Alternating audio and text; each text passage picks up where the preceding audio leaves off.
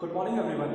Today we are going to discuss the topic human eye and the colorful world. This is the second chapter. Now in our previous video we have studied or discussed the function of eye and their different parts. Now in this video we are going to just recall the working of eyes.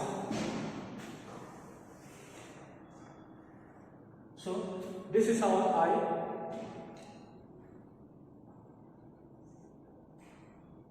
And this is the ciliary muscle. This is ciliary muscle and this is the convex lens in our eye. अब होता क्या है, जब भी कोई light rays इसके ऊपर fall करती है, ठीक है, तो क्लियरली उसका एक विजन या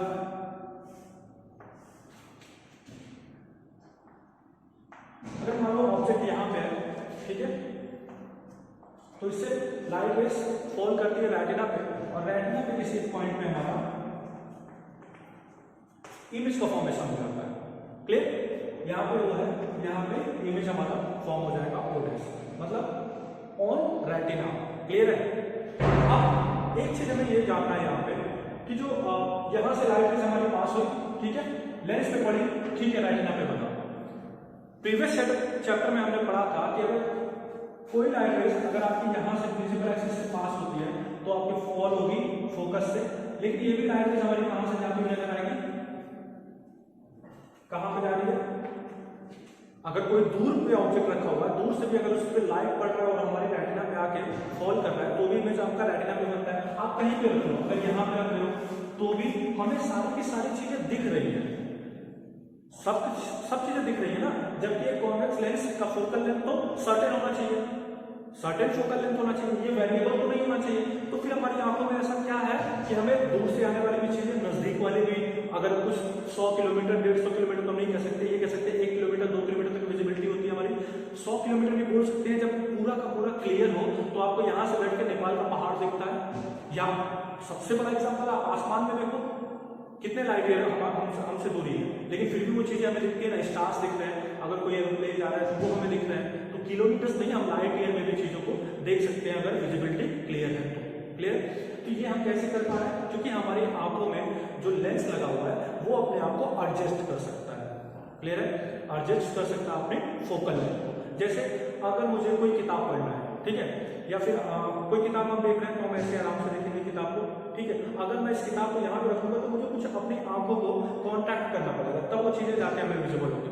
अगर दूर की चीजें तो आराम से नॉर्मली ऐसे देखते हैं, लेकिन अगर आप कभी किसी फेयर वगैरह में जाते हो, किसी मेले में, तो अगर दूर की चीजें नहीं दिखती तो आप अपनी आंखों को ऐसे करते हो, बड़ा करते ना. तो ये फंक्शन है, इस function is called accommodation of eye.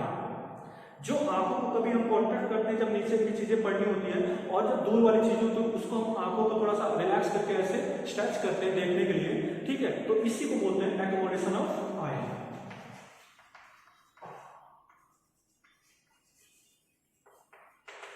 Accommodation of eye. अब ये होता है कैसे, मैंने बताया था सिलियरी मसल के बारे में. तो सिलियरी मसल क्या करता है, जब वो कॉन्ट्रैक्ट होगा, अगर मान लो ये हमारा लेंस है, ये आई बॉल है और ये हमारा लेंस है, ठीक है, समझ में आया. ये नॉर्मली अगर ऐसे रुका हुआ है, लाइट आ रही है, इस पर फॉल कर रही है, कहीं से भी लाइट आ रही है, क्या कर रही है, हमारी रेटिना के ऊपर जाके इमेज फॉर्म कर रही है. अब क्या होगा, अगर इस लेंस को मैं ऐसे करके इसी लेंस को सिलियरी मसल को क्या करूं, थोड़ा और स्ट्रेच कर दूं, ये क्या करेगा, इसको कंप्रेस करेगा और ये क्या हो जाएगा, पूरा बल्की हो जाएगा. क्या कैसा होगा, ये बल्की होगा. जब आपको पता है फोकल, इसका फोकल लेंथ कुछ रहा होगा, मान लो अगर ये f1 है, f रहा होगा कुछ ऐसे, तो जो इसका फोकल लेंथ होगा, अगर इसको f1 बोलो और इसको मैं f2 बोलता हूं, तो f2 क्या होगा, सर्टेनली होगा, कम होगा f1 से. f1 से क्या होगा, इसका फोकल लेंथ कम हो जाएगा. अगर ये नॉर्मल था और मैं इसको क्या करूं, दबाऊं और दबा के इसको कॉन्ट्रैक्ट करूं, तो ये क्या होगा, इसका ये इसकी कन्वर्जिंग पावर क्या होगी, बहुत ही ज्यादा होगी. जो कंपेयर कर लेते हैं दोनों में,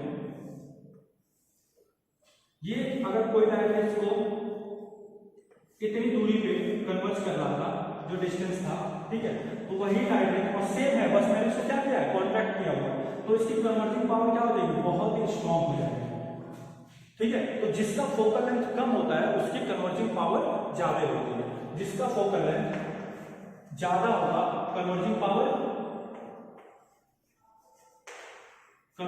क्या हो जाएगा, बहुत ही कम होगा। फोकल लेंथ जिसका कम, कन्वर्जिंग पावर उसका ज्यादा हो जाएगा। क्लियर है?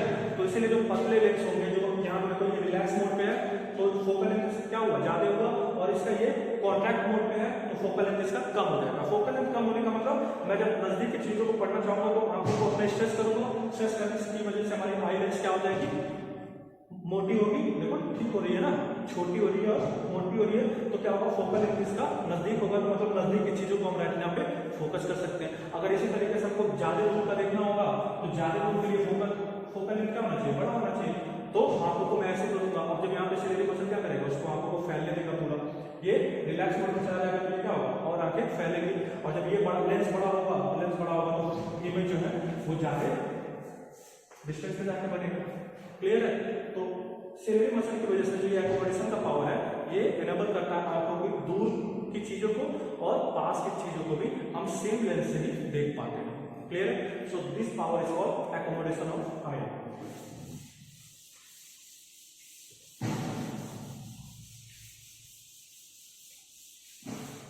फोटो जो कैमरा होता है और जो हमारी आंखों में, दोनों में कॉन्वेक्स लेंस ही लगा हुआ है। ठीक है, तो जो आंखें हमारी इमेज फॉर्म करती है रेटिना पे, वो कॉन्वेक्स लेंस हमेशा कैसा फॉर्म करेगा? कॉन्वेक्स लेंस के बारे में मैंने बताया था कि वो रियल एंड इन्वर्टेड फॉर्म करेगा। जो इमेज फॉर्म होगा वो कैसा फॉर्म हो रहा है रेटिना पे, रियल एंड इन्वर्टेड। रेटिना पे जैसे लाइट पड़ती है तो वो इमेज वहां पे कैसा फॉर्म होता है, रियल एंड इन्वर्टेड, मतलब वास्तविक तो होता है उसके साथ ही उल्टा होता है। मतलब अगर मैं यहाँ पे खड़ा हूँ और दूसरों की आंखों में जो मेरी इमेज बन रही है वो मेरा पैर ऊपर है, सर नीचे है। ठीक है, तो रेटिना पे कुछ इस तरीके का करके इमेज फॉर्म होता है। लेकिन चूंकि रेटिना पे पड़ते ही जो लाइट है वो क्या करेगा, इलेक्ट्रिकल नर्व्स या इलेक्ट्रिकल इंपल्स जनरेट करेगा। वो इंपल्स फिर ऑप्टिक नर्व्स के होते हुए, नर्व सिग्नल जनरेट होता है, वो ऑप्टिकल नर्व से होते हुए ब्रेन के पास जाता है और ब्रेन उसको इंटरप्रिटेट करता है कि नहीं, इंसान जो होता है उसका सर ऊपर रहता है और पैर नीचे रहता है। तो आप उसको उल्टा नहीं, आप उसको ऐसे देखो, बना तो आपके ऊपर कैसा है, पैर ऊपर है सर नीचे, लेकिन आप उसको इंटरप्रिटेट करो और सीधा देखो सर ऊपर और पैर नीचे। क्लियर है? तो वो इंटरप्रिटेशन किसका होता है, ब्रेन का होता है। समझ में आया? ठीक है। लेकिन दूसरी चीज, फोटो कैमरा में जो इमेज बनता है वो फोटोग्राफी फिल्म पे बनता है और यहाँ पे हमारा क्या बनता है, रेटिना पे बनता है। क्लियर है? कई बार क्या होता है कि हमारी आंखों से कोई चीज बहुत तेजी से गुजरता है, ठीक है, और हम उसको देखते हैं, या यूं कहना मैं यहाँ पे देख रहा था और तुरंत एक बैग मैं अपनी आंखों को बंद करके यहाँ पे लेके आ रहा हूँ, तो इसकी हल्की सी इमेज मुझे यहाँ पे दिखेगी। या मैं अभी किसी और को देख रहा था, तुरंत देखूंगा तो मुझे कुछ सेकंड तक उसका चेहरा उस ब्लैक बोर्ड पे दिखेगा या कहीं पे भी दिखता है। इसको कहते हैं persistence of vision. Persistence of vision.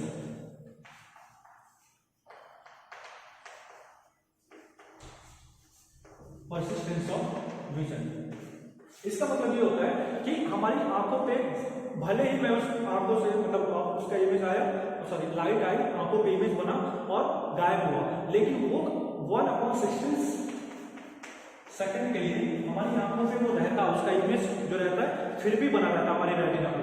वो ऑब्जेक्ट वहां से हट जाता है लेकिन उसका इमेज फिर भी 1/16 सेकंड तक हमारी आंखों पे रहता है। And this is called persistence of vision. इसी का यूज करते हैं सिनेमेटोग्राफी में।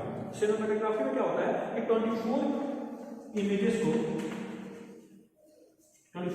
को पर सेकेंड वो हमारी सामने से क्या करते हैं, उसको मूव करते हैं। तो 24 इमेज, एक सेकंड में 24 इमेज अगर आपके सामने से जाएगी तो मुझे नहीं लगता पहले वाले में, तीसरे वाले में, पांचवें या 24th में आप डिस्टिंग्विश कर पाओगे, सेपरेशन कर पाओगे कि पहले कौन गया और दूसरे में कौन गया। आपको लगेगा नहीं ये तो सीधा सीधा चल रहा है, एक सेकंड हो गया, एक सेकंड खत्म। अब इसमें 24 इमेज मैं आपके सामने रख रहा हूं तो वो चीजें आपको रुकी हुई स्टिल ना दिखे, कैसे दिखती है, मूविंग दिखती है। ऐसा लगता है कि 24 अपने आप ऐसे कोई आदमी ऐसे मूव कर रहा है।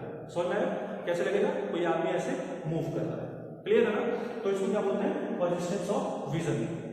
ठीक है, नाउ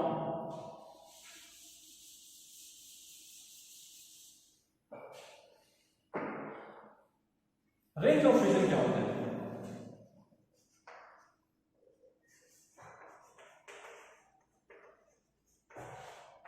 रेंज ऑफ विजन का मतलब ये होता है कि मेरी नॉर्मल आई अगर एक नॉर्मल आई है तो वो नॉर्मल आई से कोई आंख कितनी दूरी तक देख सकता है। तो मैं उसके अगर फार पॉइंट की बात करूं, किसी भी normal I for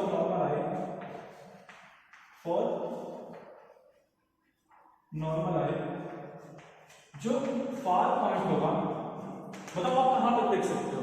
normal lighted आई से आप कहां तक देख सकते हो? मुझे आसमान तारे सब दिख रहे हैं, मतलब मैं ये कह सकता हूं कि इन्फिनिटी, वो चीजें मुझे इन्फिनिटी तक दिखेगा, इन्फिनिटी दिख रहा है। मैं अगर बात करूं फॉर नॉर्मल आईज जो नियर पॉइंट होगा,